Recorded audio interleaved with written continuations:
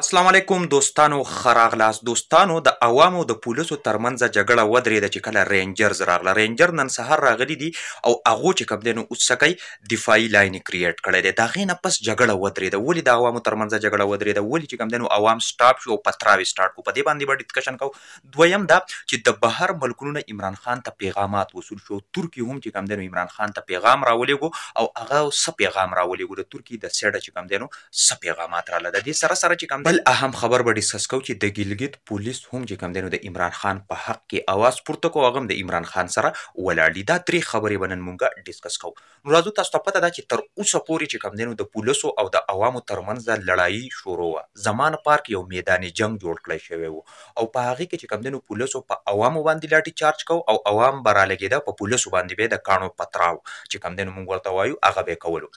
اوس چې کله تاسو ته پته ده رینجرز داسې دي چې دا انتهایی ویل ټرینډ انتهایی د باډۍ نه مضبوط چې کوم دی نو فورسز دي او دا همیشه په داسې سخت حالات کې په ملک کې دننه په کار راځي رینجرز ته چې کوم دی نو باقاعده اوس اختیارات میلاو شو رینجرز چې کوم دی نو راغله او هغه حالات یې سنبال کړله اوس د عوامو او د رینجرز ترمنځ خبرې اترې روانې دي یعنی مطلب دا دی چې عوام او رینجرز په خپل منځ کې د یو بل سره ډسکشن کوي چې څه د دې خبرې حل راوباسو نو که چیرې رینجرز کامیاب نشو او د دې خبرې حل راونه خو نو عوام به په رینجر باندې هم چې کم دی نو څه شروع کړي پتراو شروع کړي یعنی د پاکستان پولیس چې کم دی نو هغه خو عوامو یو قسم لا فیل کړله ځکه چې مسلسل چې کم دی نو باید دغه جنگ روان دی دغه ډټ کر مقابله چې کم دی نو عوام کوي د پولیسو نو بالاخره رینجر یې ورته راوسته چې کیدای شي رینجر داسې سنبال کړي نو اوس رینجر او د عوامو ترمنځ خبرې اترې روانې دي په هغې باندې به خبرې وکړي چې څه اپډیټ راځي نو زه به ټایم بای ټایم تاسو ته کوم نو د هغې دپاره پیج د سره ضرور فالو کوئ اوس راځو دویمه خبره دا ده چې د ترکی او د دې سره سره د نورو ممالکو نه هم چې کم دی نو د عمران خان سره چې کم دی نو شانه بشانه د ودرېدو پیغامات راله خاص کر ایروین چې کم دی نو دا د ترکی یو مشهور شخصیت دی یو مشهور چې کم دی فیګر دی هغه عمران خان ته چې کم دی نو پیغام ورکړو چې آیا د عمران خان سره دا ظلم زیاتې روان دی چې داغه په ملک کې چې کم دی نو هم په سابق وزیر اعظم پاتې شوی دی او داغه په کور باندې شیلینګ کیږي هغه وویل چې دا یو بیرونی سازش دی چې همیشه د ترکیه او د پاکستان خلاف کیږي او همیشه پاکستان او ترکیه دوه اسلامیک د سیکنډري دي چې د دې نه ټوله دنیا یریږي نو داغو ته ډاون کولو کوشش کیږي او سیول وار چې کم دی نو یو قسم له پاکستان کې خانه جنگي چې کم دی نو دراوستلو کوشش کیږي سیول وار څه ته وایي اصل کې خانه جنگي ته وایي چې د خپل په ساده پښتو کې وزه تاسو داسې پوهیږم چې په خپل ملک کې خپل خلک په خپل منځ کې وینخلي او چې په خپل منځ کې کله د خپل خلک ونختله نو تاسو ته پته ده زمونږ مثال زمونږ اگزامپل به داسې جوړیږي څنګه چې لیبیا او داسې دغه ملکونو دغه کنټري وه چې هغه چې کوم دی نو هیڅ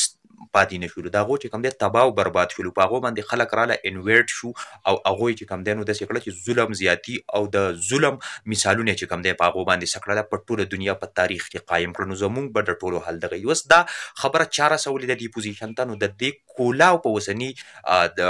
وخت کې چې کوم دی پی ډي ایم ذمهوار دی ځکه چې پی ډي ایم نه غواړي چې صاف او شفاف الیکشن وکړلی شي او آئین فالو کړي که چېرې پی ډي ایم وغوښتل چې صاف او شفاف الیکشن وکړلی شي د دوی د مرضۍ خبرې کټ کړلی شوې او د عوامو رایه ورکړلی شوه نو بالکل دا حالات دا خانه جنګي به نه جوړېږي خو پی ډي ایم غواړي چې خانه جنګي جوړه کړي او د دې به دومره غلط اثر وي څنګه چې په لیبیا باندې څنګه چې په شام باندې په دې ملکونو باندې ظلم او زیاتې او بربریت شروع شو داسې به زموږ په ملک کې هم شروع شي که چېرې پی ډي ایم دا خپل د دې قسم حرکاتو روکتام ونه کړو اوس راځو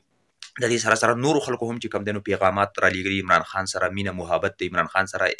اظهار یکجهتۍ خو د دې سره په لاست کې راځو چې د ګلګت پولیسو هم چې کم دی نو د عمران خان په پیور کې د هغو د دفاع دپاره چې کم دی نو هلته کې موجود دي په زمان پارک کې خو تاسو ته پته ده د پنجاب پولیس هم د عمران خان سره وسرو هغه هم باقاعده سټیټمنټ یې ورکړی چې موږ د عمران خان سره خو موږ مجبور یو چونکې موږ ته د برې نه د ډېر غټ لیول او د غټې سطحې نه موږ ته اډر میلاو شوي دي نو چونکې موږ په دې مجبور یو چې دغه نشو کولی الان کې موږ هم اوس وایو چې څه چل وکړو یو دوه کې کنفیوز یو نو حالات انتهایی خرابېدو طرف ته روان دي او حالات داسې دي چې که چېرې په ملک کې دا خانه جنګي سیول وار سټارټ کړلی شو نو یقین وکړه چې زموږ به ډېر بد حالي الله دې زموږ ملک زموږ وطن چې کوم دی نو په دې باندې رحم وکړي الله دې زموږ